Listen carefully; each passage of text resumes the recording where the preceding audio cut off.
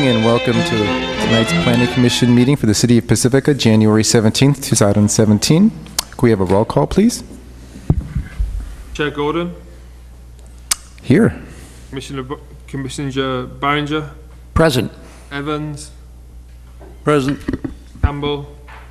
Here. Cooper. Here. Clifford. Present.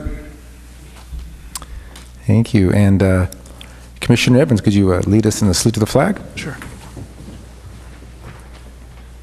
Pledge allegiance to the flag of the United States of America and to the republic for which it stands, one nation, under God, indivisible, with liberty and justice for all. Okay, and let's see. So we've got an agenda tonight. Do I see a motion to approve the order? Commissioner Cooper. I make a motion to approve the order of the agenda. Commissioner Evans. I'll second that. Please vote.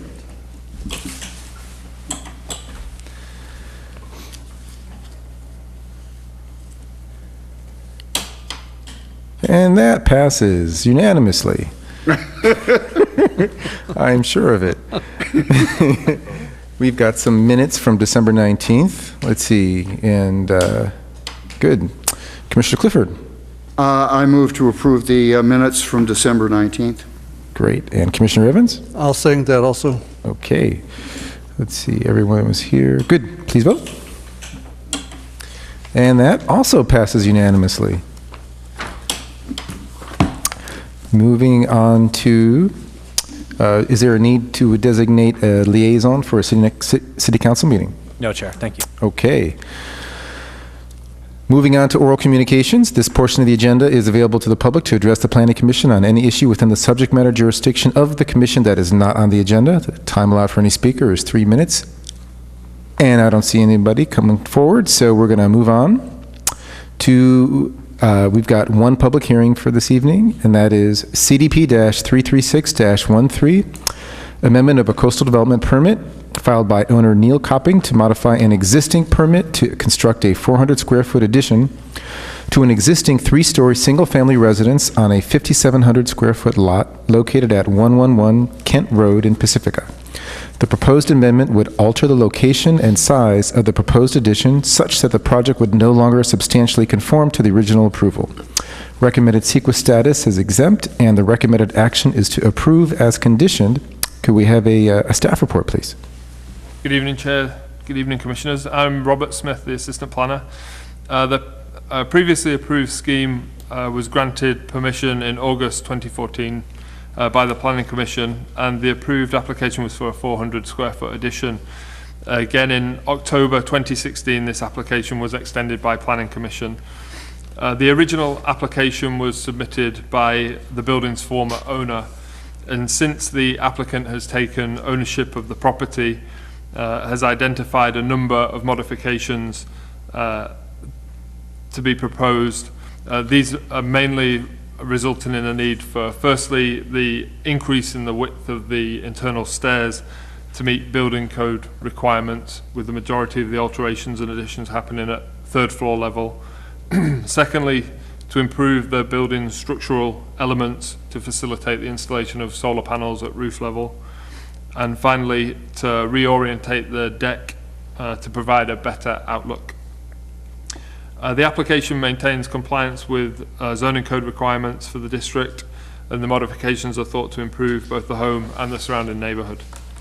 As part of the project analysis within the staff report, the required finding under A2, which is found in section 4, currently states that the home is between the nearest public road and the shoreline, where in fact the property is separated from the shoreline by the adjacent public road, and as such chapter 3 of the Coastal Act is not applicable, and the corresponding section of the resolution is requested to be appropriately updated.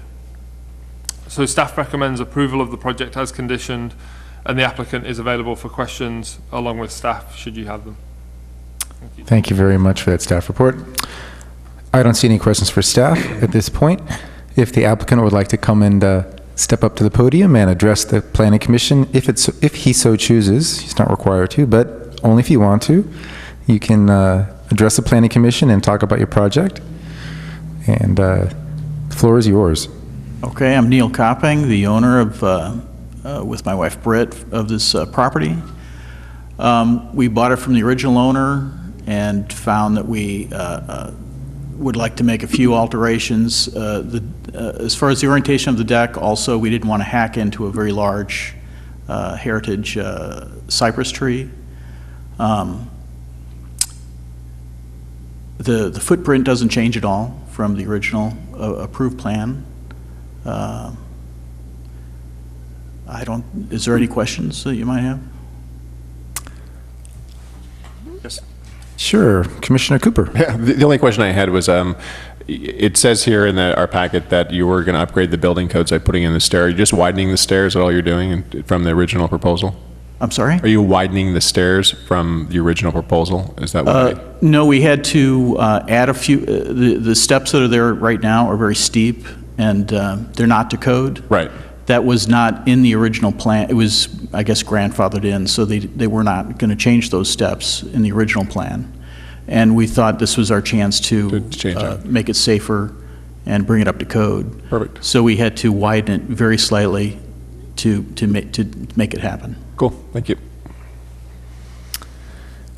Okay, I don't see any more questions. Thanks a lot. Thank you. And at this point in time, I'm going to open up the public hearing for all of the throngs of people out in the audience who want to speak on this topic. I don't see anybody coming forward, so I am going to close the public hearing and bring the matter back to the commission. Commissioner Campbell. This seems like a well-designed project. I'm not seeing any objections to it from neighbors. The footprint's the same. They're bringing the stairway up to code. So I'll be anxious to hear what my fellow commissioners think, but I am preliminarily in favor of approving this project. Commissioner Evans. Thank you, Chair. I, too, are in favor of the project. It looks very innovative and very nice. I think it'll be a beautiful addition to the neighborhood there. And I commend you for your forward thinking on how it should look like on the outside. So, yes, I'm in favor of it also. Commissioner Behringer. Oh, thank you. I love the design. It's pretty edgy. The view up there is going to be awesome. I can understand fully why you would want to increase the size of your decking outside to be able to take full advantage of that view. And I'm in support of this project, 100%. Commissioner Clifford. I'm going to echo my fellow commissioners' comments. I absolutely love the new design on the building. It's really a sharp look. And when it comes time to be voting for this, I will be voting for it. Thank you. And I'll jump in and say that since all that you're really doing is bringing the plans up to building code requirements and making the changes necessary to put solar panels on and accommodating a nicer view, I don't see any reason to object to this application at all. I'll be voting in favor of it as well. Commissioner Campbell. Well, I'm going to take a real stab in the dark here and make a motion. I'm going to move that the Planning Commission find the project is exempt from the California Environmental Quality Act and approve Coastal Development Permit CDP 336-13 by adopting the attached resolution, including conditions of approval in Exhibit A, and incorporate all maps and testimony into the record by reference. Commissioner Clifford. I'll second that. And please vote. Chair, if I could, before we take a vote on the item, would the maker of the motion entertain incorporating the changes to the finding in section 2.A of the resolution to correctly state that the site is not between the nearest public road and the shore? Yes. Let's see. That's 2.A. The paragraph that begins with the project site is separated from the coast by a private roadway, shelter cove, and so forth. Yes, so we'll just incorporate that by reference. Okay, Thank you. great. Okay, so do we need to second it again, or is it all are we It good? would be helpful to confirm that the seconder agrees with the amended. Yes, I do agree. I still second the motion. Great. Okay, please vote. And that passes unanimously. Anyone aggrieved by the action of the Planning Commission has 10 calendar days to file an appeal with the City Council. Okay, congratulations. Moving on to the next item. It's a consideration item, CDP-379-16, Emergency Coastal Development Permit. This is an informational report regarding the issuance of emergency coastal development permit to demolish a vacant apartment building located at 310 Esplanade Avenue. And there is nothing for us to vote on here. It's simply to receive the information. That's correct. Thank you, Chair. As the staff report indicates, the city, the planning director issued an emergency coastal development permit for the demolition of this 20-unit apartment building pursuant to an abatement warrant issued by San Mateo Superior Court at the end of December. So the city, as the project proponent, has been taking the necessary steps to get contract authority from City Council, and then also to commence abatement of hazardous materials preceding the demolition of the building. The hazardous materials abatement for asbestos and lead paint began today, as I understand, and it's expected to last 1 to 2 weeks. Once that's completed and the building is safe and no longer containing hazardous materials, the city will then commence the actual demolition of the building. That's expected to take approximately 1 week, and then there may be some additional minor work following on after that just to secure the site properly with respect to drainage and so forth. So that's all there is to report on this item. The municipal code does require that staff notifies the Planning Commission of the issuance of emergency CDPs, but as you noted, there's no action required by the Commission. Thank you. There are some questions for you. So, Commissioner Cooper. I have 2 questions for you. Are we going to recover insurance from this, from the building owner? Could you please? Are we going to recover the insurance costs for the demolition of this building because the city's doing the contracting for it? So I'm not aware of any insurance costs that we could recover in this instance, but the city will make every effort it can to recover the costs that it expends related to this. However, as you may recall, the property owner is in bankruptcy, and so the likelihood of the city recovering the costs for the demolition are unknown at this time. Is there any other grants that we can pursue for this? I'm not aware of any grants that would apply to the demolition of this structure. Thank you. Commissioner Clifford. I'm gathering that since they're starting the abatement already, that the contract has been let. I knew there was a glitch in the contract. Could you explain that to us? Right. So I don't recall all of the particulars related to the contract, but there was an issue, I believe, with the contractor not being on the list for public works contracting. So I believe that has been rectified, and I believe that item went to council, but I would have to double check and let you know for sure. I was at the council meeting. I was aware that it happened, and just wanted to make sure that the rest of the commission knew. Oh, thank you. Who is the firm? Who's the firm doing the abatement? Do you know? I believe it's SV Demolition Incorporated. Do you know if they got? I'm speaking out of turn here. Yes, I should Do you know if they got wind up getting the contract again? Because I know that there was changes in the required work because there was more asbestos found in this building versus 320, I believe it was, that we've taken down already.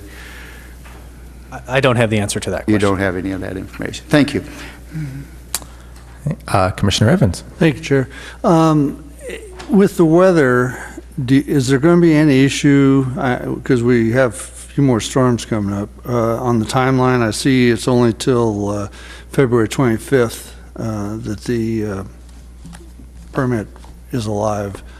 Is anybody seeing any possible problems with timelines with the weather? Probably not with respect to the duration of the emergency coastal development permit. There is a potential timeline issue, as we're projecting it now, related to the abatement warrant.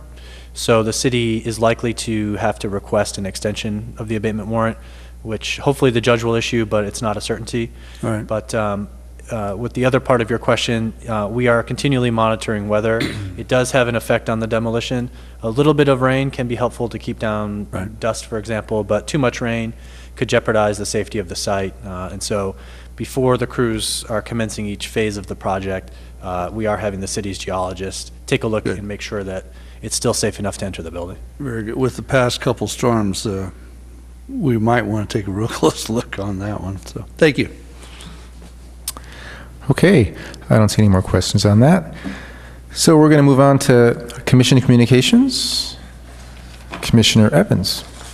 Yeah, hi. Thank you, Chair. I went to, as the liaison, I went to the Library Advisory Committee meeting, and they had a nice presentation of basically a survey that was posted online, and there were 425 people that actually looked at the survey, and you had a choice of whether you could register or not register to do the survey, and 102 people did register to do it, and so they got a lot of good information as to what directions they may want to head in the future for whatever's going to happen with the library, with the new library idea, and so that was very good. I thought it was quite insightful, and I hope anybody who's interested, please come to the meetings. They're once a month. It's on the city website as to when and where. So I invite anybody to come in and take a look. Thank you. Thank you for that report, Commissioner Evans. Commissioner Cooper. Thank you, Chair. This question is primarily for staff, and you know, with the failure of the quarry issue that was up for voting, has the city ever thought about purchasing that property themselves on a ballot measure and potentially developing it itself, just like we did with the library area? I mean, we kind of have talked about it. It would seem to me that taking a little more proactive approach from the city side and not putting the parcel out as it's in its entirety, but kind of subdividing that parcel into public and private areas. For instance, taking the area near Rockaway and designating as commercial, and getting maybe a commercial developer to develop that section, and maybe have the people develop or have a contest and say, hey, what do you want to do with this property? And really with the public, and dividing certain sections up, say, hey, we've chosen this section for public development, we've chosen this section for private development, commercial, we've developed this section for private development, hotel. We're going to work with maybe GGNRA to develop a bunch of it with parks. It would take some studies, obviously, and it would take some research on how we would do that and how we would go about doing that. Obviously, it would be a change to some of the zoning, I would assume, in that area. But I think it would give the public a better feeling and understanding of that property to enjoy it the way I think a lot of people want to enjoy it. I mean, I think that there's certain areas that people want to have as park, and I think there's other areas that would really benefit our community to have, you know, soccer fields and have a place for community and bring people into, you know, Pacifica on the weekends and after school. I mean, I've seen in the San Francisco area where you have these soccer areas that are you can't even get reservations on them. I mean, and they're lighted, and it's not going to impact a lot of people over there because there's not a lot of housing over there. So being able to offer that to the community to say, hey, we have some alternates here, and the city might take a proactive approach. Obviously, there's issues with the developer. We don't own it. The discussions would have to be made to say, hey, do they want to sell it?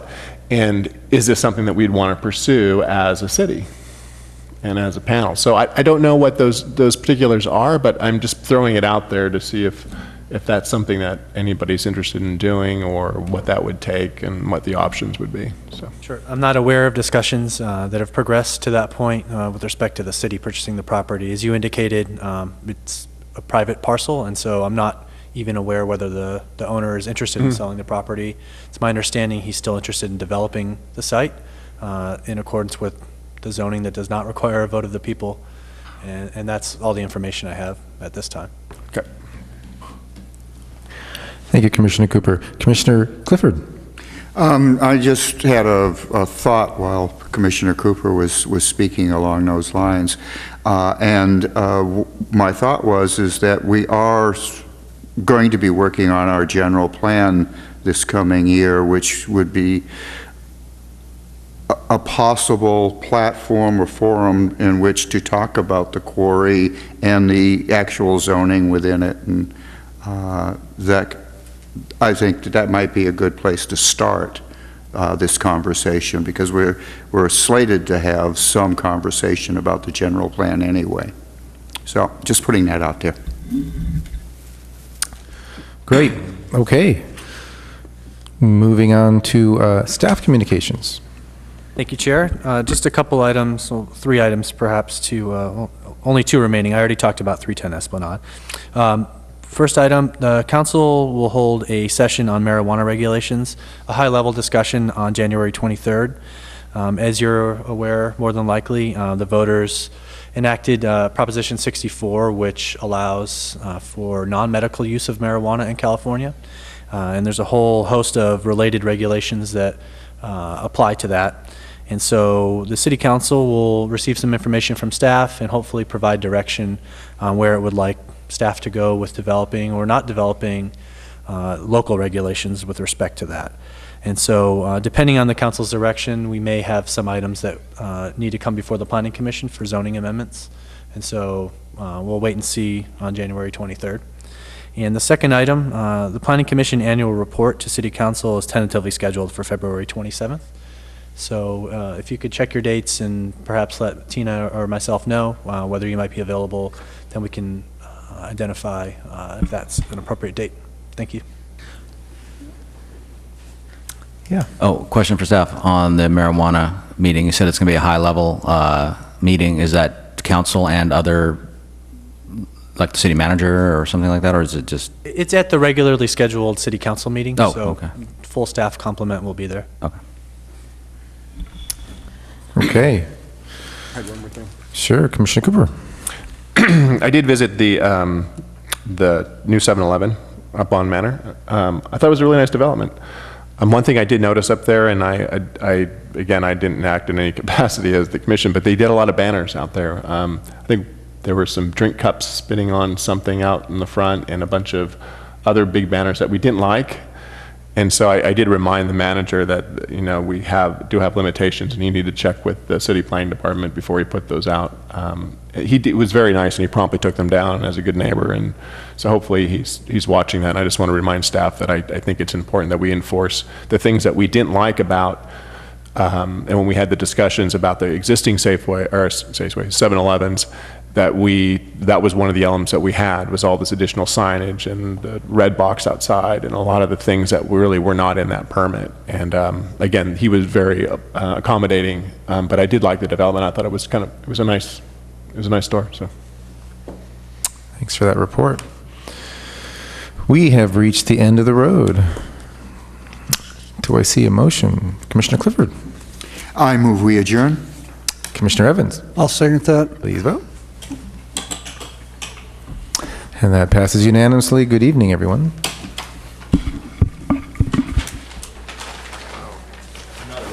very.